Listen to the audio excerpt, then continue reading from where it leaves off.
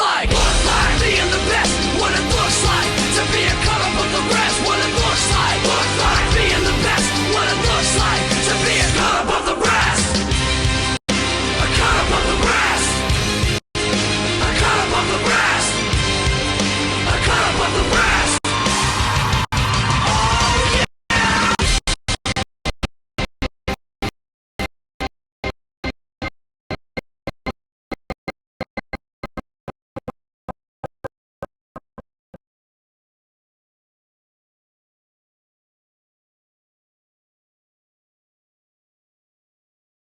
Hello ladies and gentlemen, and welcome to DCWF Full Tilt. This is our interview series where we're going to be interviewing many of the DCWF stars so they can get off their chest what is on their mind. First we are joined by the men's Chaos for contract holder, the wrestling messiah, Ryan Fury. Ryan, welcome. Thank you, Charlie. It's good to be here. And it's very good to have you here. Now, first thing, really, let's get right into it. You know, you've won the men's Chaos for the contract match, and there has been a lot of reaction, and I mean a lot of reaction. Social media has been blowing up like crazy. Some people are claiming you've only got where you are because of nepotism, favoritism, and even Derek Zane. How did you respond to all of that? Well, first, I kind of laugh at it because it's like, are you even watching what's going on? And I say this because people that are talking smack and like, oh, well, you're only here because of this. That's funny. I'm one of the only two people in the entire Chaos for the contract match on the men's side that qualified. Myself and Michael Thomas actually had to fight people to get an opportunity to be a part of that match. I was actually the one who went to the DCWF board of directors and said, hey, let's do something cool. Let's make WrestleFest 9 something special. And let's open up the men's Chaos for the contract match for anybody who could potentially want to be involved. They can be a part of the match. And all they had to do was get in contact with DCWF management, and boom, they were in. And all of these guys weren't. And they asked me when I said this, they said, you know, are you worried, like, maybe if we do that, you won't win, or something's going on? And I said, you know, at the end of the day, what's important is putting on the greatest show. I was never concerned about not winning, obviously. I walked out of there, the guy. But the truth is, it's frustrating. People are like, oh, it's nepotism. Or how have I ever gotten anything on nepotism? Everything that I've ever gotten inside of SL Wrestling has easily been earned and proven to be earned because I've done it in multiple companies. Period. That's fair, but in those multiple companies, you have been around a lot with Derek Zane, you know, so people are talking about Derek Zane. Is Derek Zane carried Ryan Fury? Is Derek Zane the reason that Ryan Fury has got anywhere in this business? I wouldn't say that Derek has carried me. I'm going to definitely say that, like, there's no way to say that without Derek Zane and without Ryan Fury, there would be as much great moments with Derek Zane and Ryan Fury. Like, if you take one of us out of the equation, the other one's probably not going to be the same. It just is what it is. Like, our careers have ran very synonymous to each other. You know, we've been best friends to bitter rivals. Without one or the other, it would be desperately different.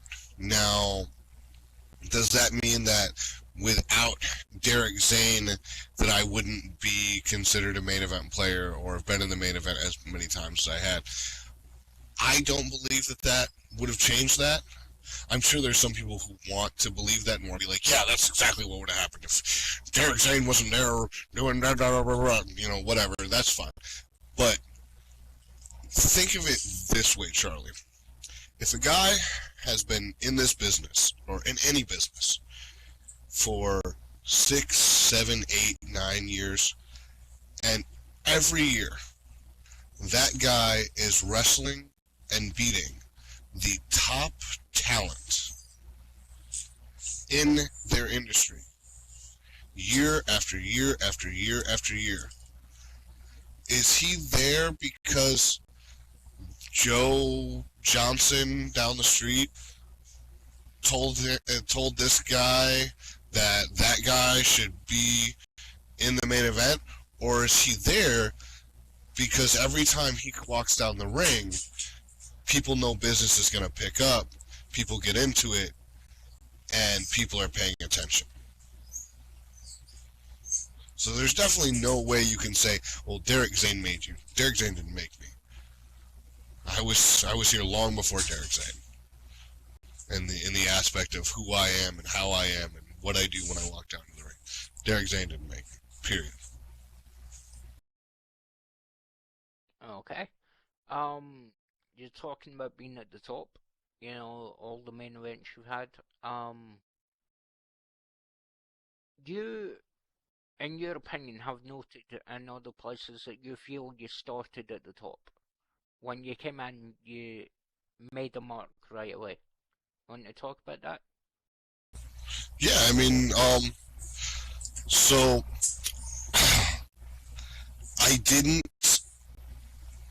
I started in OEW, which at the time was considered a smaller company, but I started in a large capacity position, and a lot of that came from the fact that they saw in me that you could hand me a microphone and it was off to the races. I knew how to promote. I knew how to promote my match. I knew how to promote matches for other people. So they knew that they could trust me to go out there and make stars. So I started automatically at the top of the heap, you know, where I was.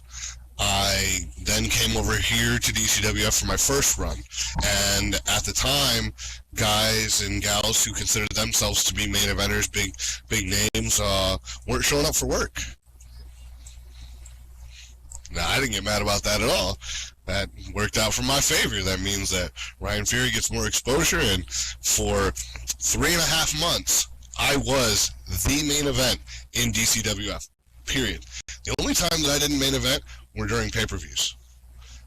But every Wednesday on Warzone and every Saturday on Showdown, I was the guy that walked out there and sent the crowd home happy. So I mean, that's my SL rookie year, and I was already the main event guy. Everywhere I went from there, stayed in the main event, working with main event players, wrestling main event people.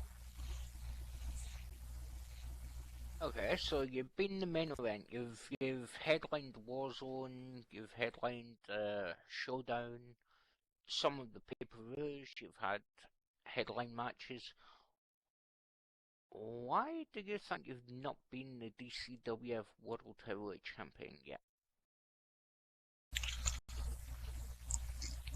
You know, I could come out with like conspiracy theories and, you know, reasons for this, but it actually comes down to one thing, and it's funny because there have been people that have been kind of making this complaint recently that I passed my prime or whatever, and that it's not it shouldn't be my time now, and that was one of the complaints that they've been putting up with the nepotism argument. But the truth is, I've only had one opportunity at the DCWF Championship. Never once have I had another opportunity except 2 years ago when I wrestled Mike. That was it. That's the only opportunity I've ever had against the DCWF champion.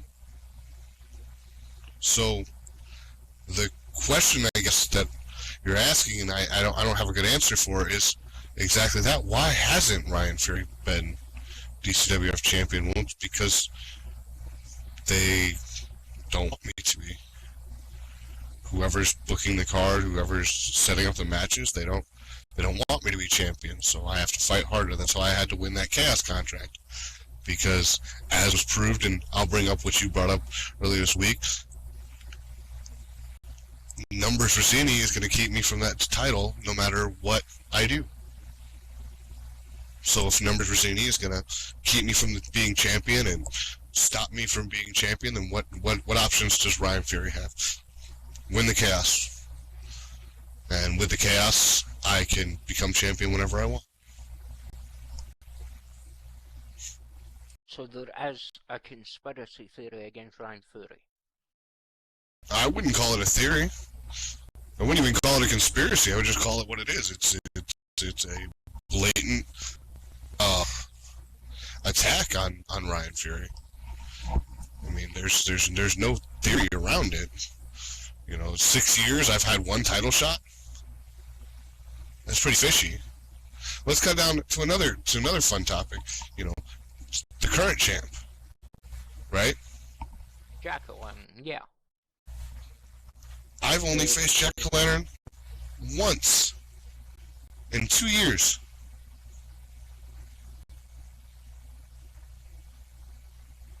And WrestleFest 7. For the contract match, yeah. Yep. That was it. Chaos for the contract. Triple threat ladder match between me, Jacko, and Ace. Only time I've ever faced Jack-O-Lantern. Why is that? Why is it that Derek Zane got signed to a contract, I come back to just kind of back him up, and then eventually...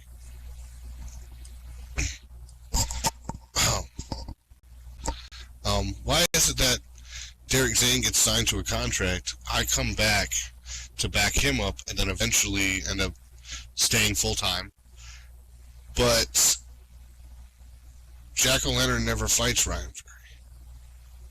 He wrestles Derek Zane for the title. Derek Zane only been there for a couple of weeks when that happened. I mean, I'm not saying I didn't walk away or retire and then somehow I was stooped for something that my best friend was given. That's not what I'm trying to point out. What I am pointing out is that in 2 years, the fact that 2 members of this roster never touched, that's insane. How am I supposed to view that any other way than you are protecting this man and your championship from me?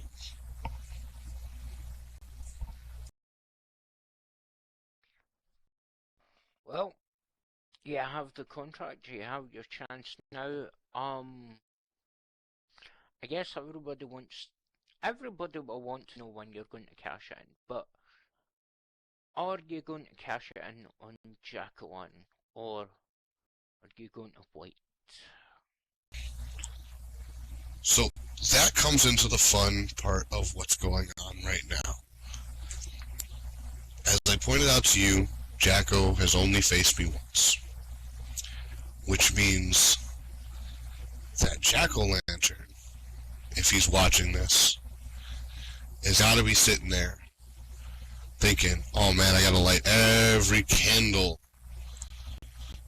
that I have around me, every Samhain candle that exists, and convince the spirits to convince Ryan Fury to cash it on me, because the fact is, I don't have to be Jack-O-Lantern. I just have to become DCWF champion, and then all of my work is validated. But if I become the champion and Jacko never faces me, or worse, if Jacko wrestled me after I became champion and then lost, then there's always going to be that nice little asterisk on Jack-O-Lantern's career. Jack-O-Lantern, 2-time DCWF champion, asterisk, until Ryan Fury.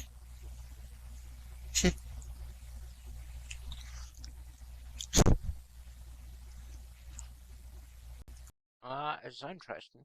I suppose many people could agree, with what you're saying. You've beaten everyone else, and Jacko's beat a lot of people.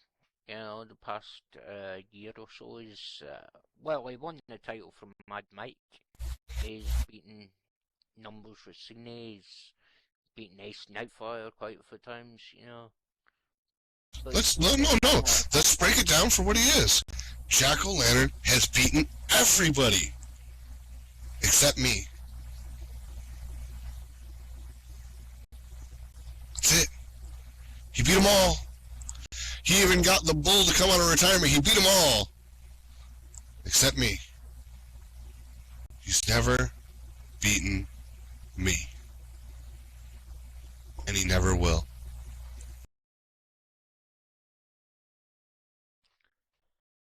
So there are a few people talking about the amount of times, or I don't know how many times it is exactly, but the times that you've stepped away from the ring, you've took out of the ring.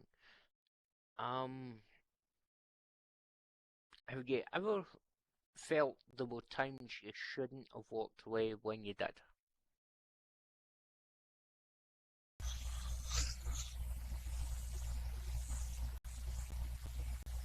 No. You know, I do a really good aspect of living my life without regret.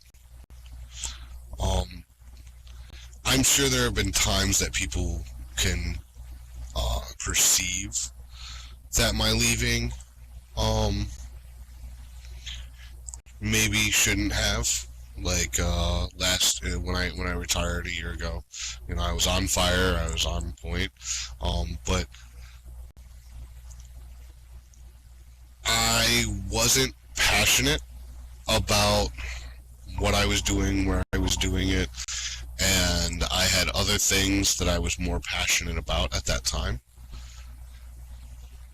To be honest, I'm amazed that I'm still here, and this isn't like a knock on my ability or my frustration or anything, or like I want to go again. That's not what I'm talking about. But more of the fact that I really came back here to not watch my best friend get assaulted. And the day after my son was born, I was in a hospital. You know, that's reality.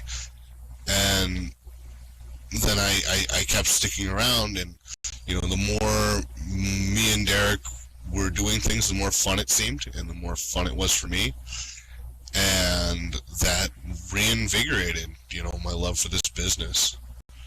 And that's literally the only reason that I'm here, is that it reminded me that I still have a goal. And that goal is to become heavyweight champion.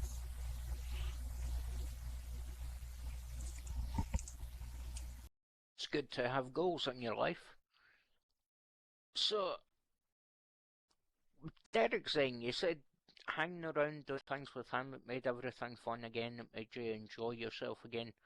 How do you feel now that Derek is gone and is no longer around the wrestling?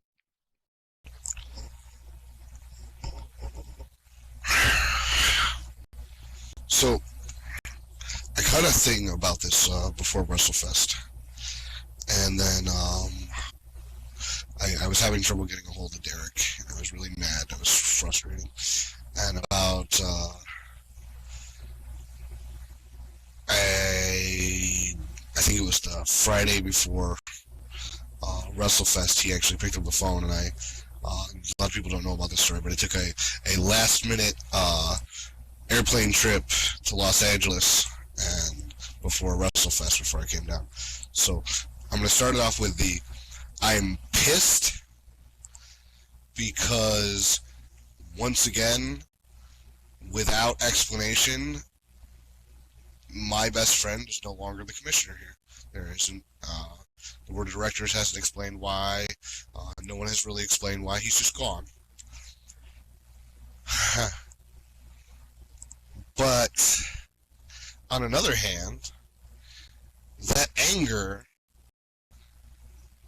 and a quick trip to my friend's house is how Ace Nightfire got eliminated by that suplex backbreaker in the chaos for the contract match.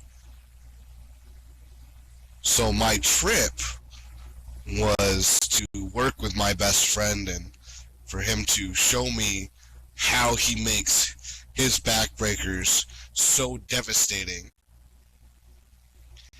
And my feelings about Derek Zane no longer being here is what has invigorated me to not only become the next DCWF champion, but to hurt a few people along the way.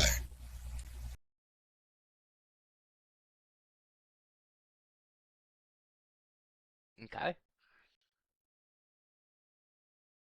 When you've won, when you've won the DCWF World Heavyweight title, when you've finally gotten over that hurdle,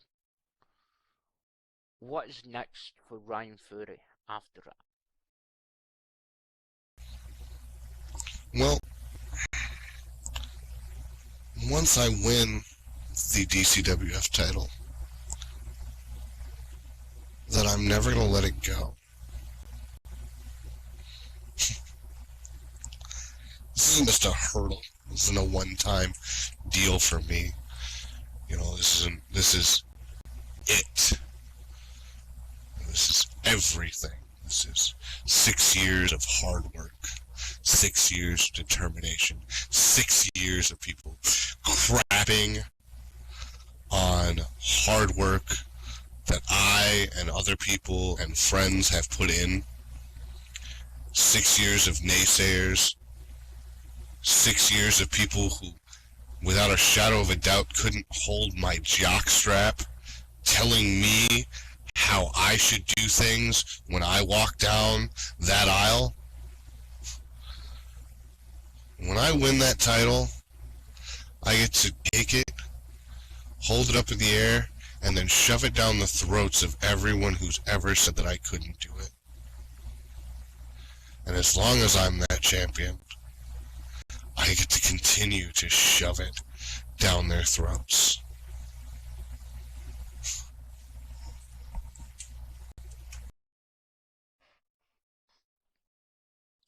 Alright, well, moving further on, after you're done shoving everything down people's throats, when you finally decided to call it a day for the final time, how do you want to be remembered by the people? Well, to answer that, I actually have to explain how I don't want to be remembered. Because so many people want to be remembered in certain ways, but every way that they want to be remembered is, in my opinion, it's kind of like missionary position sex. It's very vanilla. I do not want to be remembered as a pioneer in this industry. And it's not because I wasn't here long enough to be one. It is because every pioneer of any industry could not stand the test of time versus those who came after them. So I don't want to be considered a pioneer because the pioneers of SL Wrestling aren't here anymore, and they couldn't stand toe-to-toe with us now, and I know because I faced many of them as they left. My generation helped push them out, in my opinion. Now, then the next thought is, well, don't you want to be considered in the best of the best, the ultimate of Second Life Wrestling? And the answer to that is no. Why would I want to be considered next to talentless hacks who boost their ego and have no real discernible value that has been left by their career? Because the fact is, everyone that I've ever seen call themselves the best in this industry is either gone or they won right all the way up and then hit their glass ceiling and then they slide and they coast down the pipeline. That's why I said and have maintained that I am better than best, because I don't want to just be the best today. I want to be the best tomorrow. I want to be the best next week. I want to be the best next month. I want to be the best next year. The truth is, though, in all likelihood, Charlie, when, or better, if I ever go, it's probably going to be me in the middle of the ring that you're going to have to set on fire and turn into a ring post with the ashes. I should only be thought of in that way, the person who just continued to go and go and go and give them something new every week. I should only be considered in the very few, and there are few, I know the names and I don't drop them, but they exist, that are truly within a league of their own. And we know who each other are. We all have respect for each other because we know that we are better than everybody else because we've proven it year in, year out, time and time again. No matter how many ways they try to talk us down, we walk back out there and we prove it once more. So, when you ask me, how does Ryan Fury want to be remembered? See, I can only be remembered as being a true visionary and as being a man in a league of his own.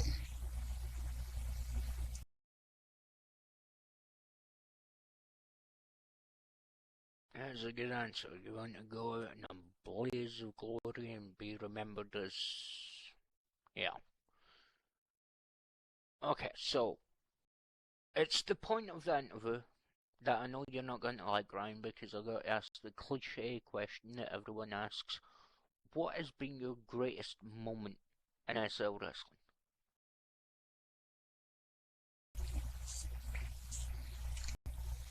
See, that's hard for me, and here's why. It's not to say that I don't have great moments. It's because I like to outdo myself. So every great moment that I've had a better one because I like to outdo myself.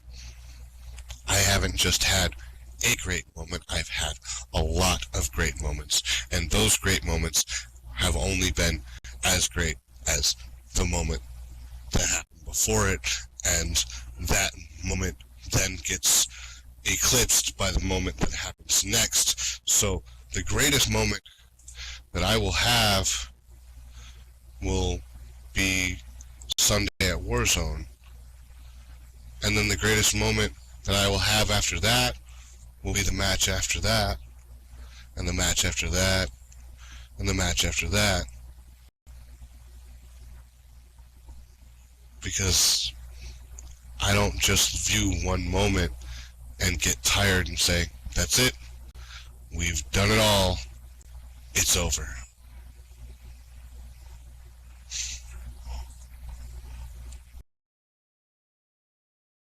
Well, you definitely have one more thing to do, the DCWF World Heavyweight title. We know that much. And before we finish up here, one more thing. Do you have anything else that you want to say? Oh yeah, no, I have something very important to say. Just give me 1 second. I'm just gonna get up here for a second. I'm gonna take off my sunglasses if you don't mind. I want people to actually see my eyes while we talk about this. Just a moment.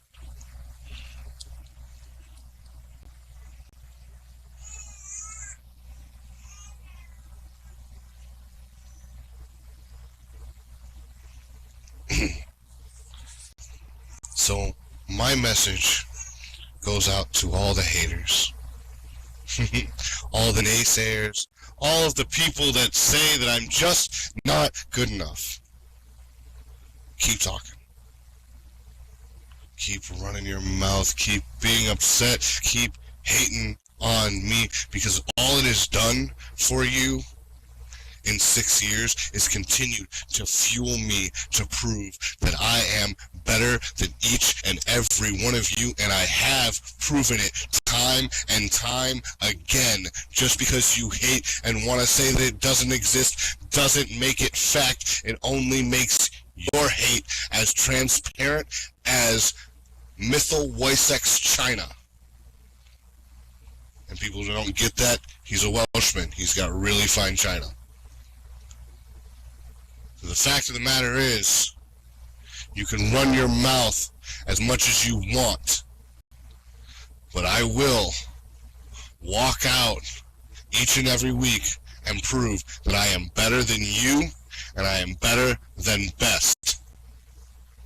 And very shortly, I am not only going to be your wrestling messiah, but I'm going to be your champion. So you now have my permission to worship me now.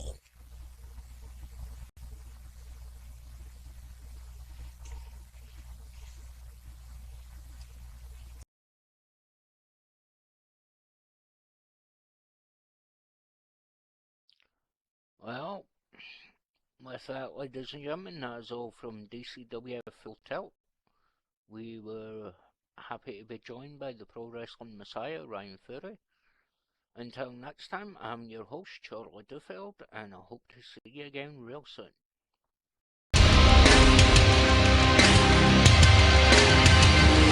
What it looks like being the best. What it looks like to be a cut up of the rest. What it looks like